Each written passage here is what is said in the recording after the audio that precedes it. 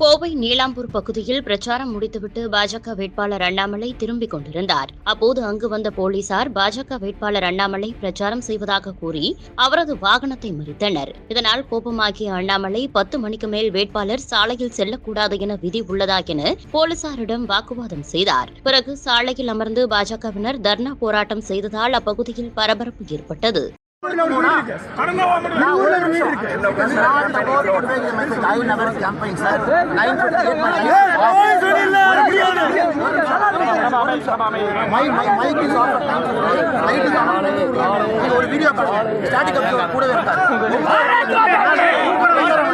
தாமரைங்கிற வார்த்தையை சொன்னேன், அண்ணாமலை சொன்னேன், எந்த வார்த்தை சொன்ன நீங்க காட்டுங்க.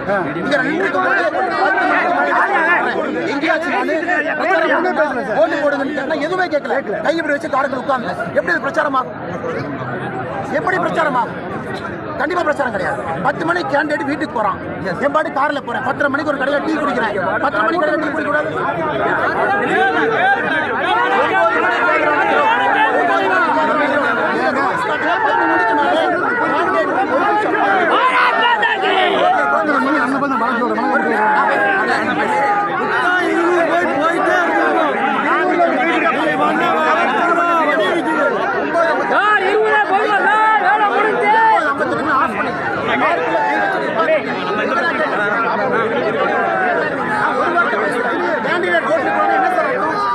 நீங்க பிரச்சனை பண்ணா கட்சிக்கார நீங்க பிரச்சனை பண்ணா எல்லா கட்சிக்காரரும் sir you are biased sir. Stalin sir you are biased sir.